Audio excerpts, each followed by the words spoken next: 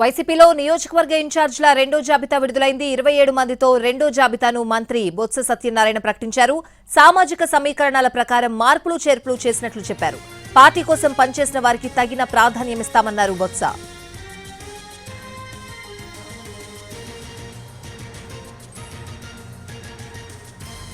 అనంతపురం ఎంపీగా శంకర్ నారాయణ, హిందూపురం ఎంపీగా శాంతమ్మ, అరకు ఎంపీగా భాగ్యలక్ష్మిని ప్రకటించారు. పాయకరావుపేట ఎమ్మెల్యే గొల్ల బాబురావుకు ప్రమోషన్ ఇస్తూ రాజ్యసభ ఎంపీ ఆఫర్ ఇచ్చారు. మరో 3 ఎంపీలకు అసెంబ్లీ నియోజకవర్గాల బాధ్యతలు అప్పగించింది వైసీపీ.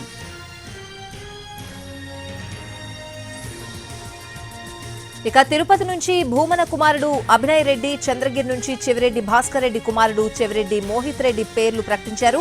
మచిలీపట్నం నుంచి పేర్ని నాని కుమారుడు పేర్ని కృష్ణమూర్తి, రామచంద్రపురం నుంచి పిల్లి సుభాష్ కుమారుడు సూర్యప్రకాష్ పేరు ప్రకటించారు.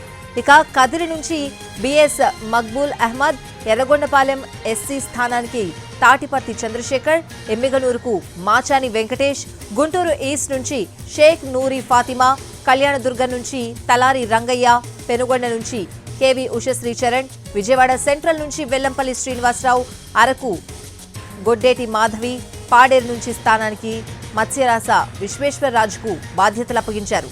ప్రతిపాడు నుంచి వరపుల సుబ్బారావు, రాజమండ్రి సిటీ నుంచి మార్గాని భరత్ పేర్లను ఫైనల్ చేశారు. రాజమండ్రి రూరల్ బాధ్యతలు చెల్లుబోయిన వేణుగోపాలకృష్ణకు అప్పగించింది అధిష్టానం. ఇక విజయవాడ వెస్ట్ నుంచి షేక్ ఆసిఫ్, రాజాం స్థానానికి డాక్టర్ తాలే రాజేష్, అనకాపల్లి నుంచి మలసాల భరత్ కుమార్, పాయకరావుపేట స్థానానికి కంబాల జోగులు, పి గన్నవరం ఎస్సీ స్థానానికి విప్పర్తి వేణుగోపాల్ పేర్లను ప్రకటించారు. ఇక పిఠాపురం నుంచి వంగ గీత, జగ్గంపేట నుంచి తోట నరసింహం, పోలవరం నుంచి ఎస్టీ స్థానం తెల్లం రాజలక్ష్మి పేర్లు ప్రకటించారు.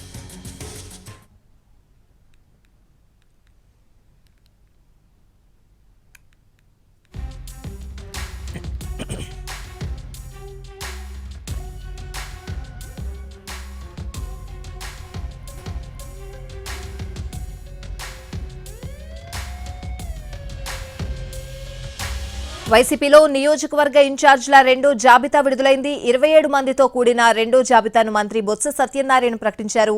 సామాజిక సమీకరణాల ప్రకారం మార్పులు చేర్పులు చేసినట్లు కూడా తెలుస్తోంది. పూర్తి అప్డేట్స్ మా ప్రతినిధి రెహానాని అడిగి తెలుసుకుందాం. లైవ్ లో సిద్ధంగా ఉన్నారు రెహానా. సో పాత వారికి కూడా తగిన ప్రాధాన్యం ఉంటుంది అని చెప్పి బొత్స సత్యనారాయణ చెప్పడం జరిగింది. ఓవరాల్ గా ఈ సెకండ్ లిస్ట్ ని ఎలా అనలైజ్ చేయొచ్చు?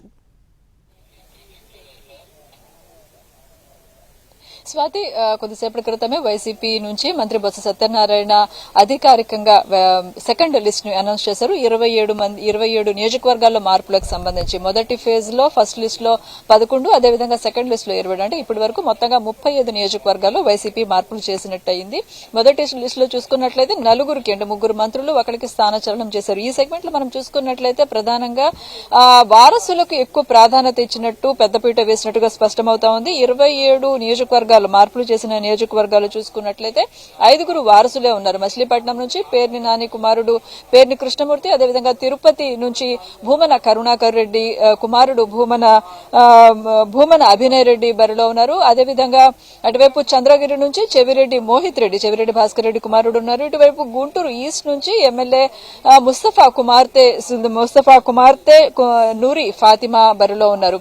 అదేవిధంగా పోలవరం ఎమ్మెల్యే తెల్లం బాలరాజు స్థానంలో ఆయన సతీమణి తెల్లం రాజలక్ష్మిని పెట్టారు. అంటే 5 వారసులు, ఒక కుటుంబ సభ్యురాలు, మొత్తంగా 6 స్థానాలను ఆయా కుటుంబాలకే పార్టీ ఇచ్చినట్టుగా మనకు స్పష్టమవుతా ఉంది. ఇక మరొక అంశం, మనం ఈ 27 సెగ్మెంట్లలో జరిగిన విశ్లేషణ మనం చూసుకున్నట్లయితే 27 స్థానాలకు గాను 20 జనరల్ స్థానాలు కాగా 3 ఎస్టీ సెగ్మెంట్లు, 4 ఎస్సీ సెగ్మెంట్లకు సంబంధించి 3 ఎస్టీ, 4 ఎస్సీ సెగ్మెంట్లకు సంబంధించిన మార్పులు చేశారు. ఇక దీంట్లో మనం ఇంకొక అంశం చూసుకున్నట్లయితే కొంతమంది పలువురు ఎమ్మెల్యేలకు సిట్టింగ్లకు పార్టీ మొండి చేయి చూపించింది. వాళ్ళ జాబితా మనం చూసుకున్నట్లయితే హిందూపురం ఎంపీ గోరంట్ల మాధవ్ కు పార్టీ మొండి చేయి చూపించిందని చెప్పాలి. అదేవిధంగా P Gannavaram MLA Chittibabu, Kadiri MLA Siddhareddy, Anakapalli నుంచి మంత్రి గుడివాడ అమర్నాథ్ ఉన్నారు. అదేవిధంగా అరకు నుంచి చెట్టి ఫాల్గుణ, విజయవాడ సెంట్రల్ మల్లాది విష్ణు, పాయకరావుపేట ఎమ్మెల్యే గొల్ల బాబురావు, అంటే వీళ్ళకి పూర్తిగా మొండి చేయి చూపించిందని మనం ఇప్పుడే చెప్పలేము. ఎందుకంటే తర్వాత ఏమైనా మార్పులు చేసినప్పుడు వీళ్ళని ఆయా నియోజకవర్గాల్లో కొత్త ఇన్ఛార్జీలను పెట్టినప్పటికీ వాళ్ళకి మరొక చోట స్థానచలనం ఇస్తారా అనేది చూడాల్సి ఉంటుంది. ఉదాహరణకు మనం చూసుకున్నట్లయితే మల్లాది విష్ణుకు శాసన మండలి హామీ వచ్చిందని తెలుస్తుంది. అదేవిధంగా పాయకరావుపేట ఎమ్మెల్యే గొల్ల బాబురావుకు రాజ్యసభ పంపిస్తామని ముఖ్యమంత్రి హామీ ఇచ్చినట్టుగా తెలుస్తుంది. ఇక అనకాపల్లి ప్రస్తుతం ప్రాతినిధ్యం వహిస్తున్న గుడివాడ అమర్నాథ్ స్థానంలో మరొకరికి వేసినప్పుడు కూడా గుడివాడ అమర్నాథ్ ను మరొక చోట ఆయనకు రిప్లేస్ చేసే అవకాశం అయితే మనం చెప్పొచ్చు. సో మొత్తంగా చూసుకున్నట్లయితే ఇప్పటి వరకు జరిగిన సెగ్మెంట్స్ లో నియోజకవర్గాల్లో కొంతమంది సిట్టింగ్ లకు మొండి చేయి అయితే లభించింది, మొండి చేయి ఇవ్వడం జరిగింది. అయితే వాళ్ళకి ఎలాగా ఎక్కడ అకామిడేట్ చేస్తారనేది చూడాల్సి ఉంటుంది. ఇక మరొక ఈక్వేషన్ చూసుకున్నట్లయితే స్వార్థి 27 మందిలో మరొక సిగ్నిఫికెంట్ మార్పు చూసుకున్నట్లయితే 14 మంది కొత్త ఫేసెస్ వీళ్ళు 27 మందిలో అంటే కొత్తగా మొదటిసారి అసెంబ్లీలో వీళ్ళు ఉండనున్నారు.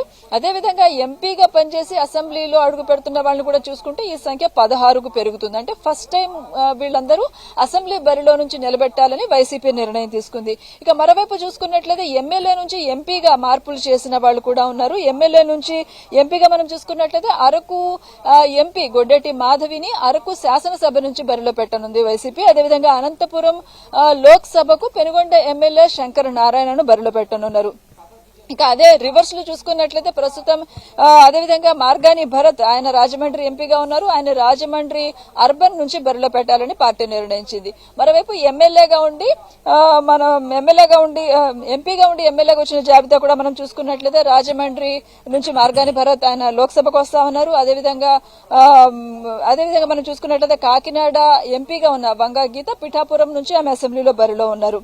అదేవిధంగా మరొక ఈక్వేషన్ మనం చూసుకున్నట్లయితే పలువురు ఎమ్మెల్యేలకు స్థానచలనం జరిగింది ఈ లిస్ట్ లో కూడా.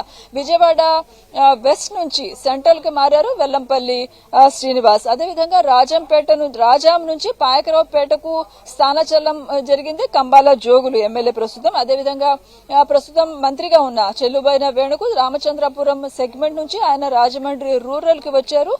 మరొక మంత్రి అంటే ఇద్దరు మంత్రులకు స్థానచలనం జరిగిందని చెప్పాలి ఈ జాబితాలో. అదేవిధంగా కళ్యాణదుర్గంలో ఉన్న ఎమ్మెల్యే ప్రస్తుతం మంత్రి ఉషశ్రీ చరణ్ పెనుగొండ నియోజకవర్గాన్ని మార్చారు. అంటే మొదటి లిస్టు సెకండ్ లిస్టు చూసుకున్నట్లయితే 5 మంత్రులకు స్థానచలనం జరిగింది. ఇక మరొక ఈక్వేషన్ మరొక సిగ్నిఫికెంట్ అంశం చూసుకున్నట్లయితే కేవలం లోకల్ గా ఉండే స్థానచలనాలే కాకుండా పొరుగు రాష్ట్రం నుంచి కూడా అభ్యర్థిని బరిలో పెట్టడం అనేది ఈ 27 జాబితాలో ఒక ప్రత్యేకంగా చూడాల్సి ఉంటుంది.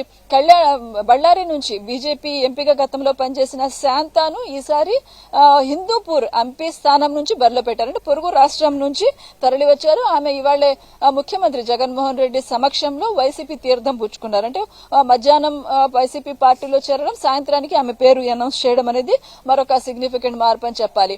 అదేవిధంగా కంబాల జోగులు ఆయన రాజాం నియోజకవర్గం నుంచి ప్రాతినిధ్యం వహిస్తున్నారు. ఈ నియోజకవర్గం విజయనగరం జిల్లా పరిధిలోకి వస్తుంది.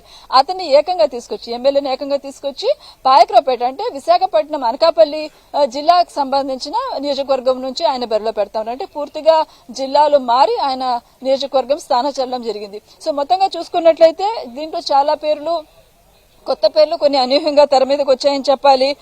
ఈ పేర్లు మనం అనూహ్యంగా వచ్చిన పేర్లు చూసుకున్నట్లయితే తాలే రాజేష్ రాజాం ఎస్సీ సెగ్మెంట్ అక్కడ కంబాల జోగులను తీసుకొచ్చి పాయకరావుపేట పెట్టారు. అదేవిధంగా రాజాం నుంచి తాలే రాజేష్ ను బరిలో పెట్టడం అనేది ఒక అనూహ్య నిర్ణయం అని చూడాల్సి ఉంటుంది.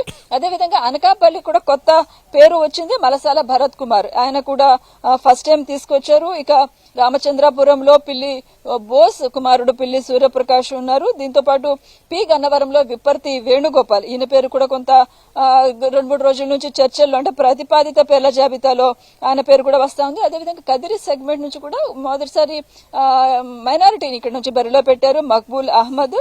సో అక్కడ ఉన్న సిద్ధారెడ్డికి ప్రస్తుతానికైతే చోటు లేదని చెప్పాలి. ఇక ఎర్రగొండపాలెం నుంచి తాటిపత్రి చంద్రశేఖర్ ప్రస్తుతం ఎర్రగొండపాలెం నుంచి ప్రాతినిధ్యం వహిస్తా ఉన్నారు. మంత్రి ఆదిమూలపు సురేష్ ఆయన్ని కొండపికి మార్చారు. సో ఆయన స్థానంలో చంద్రశేఖర్ కు పార్టీ అవకాశం ఇచ్చింది.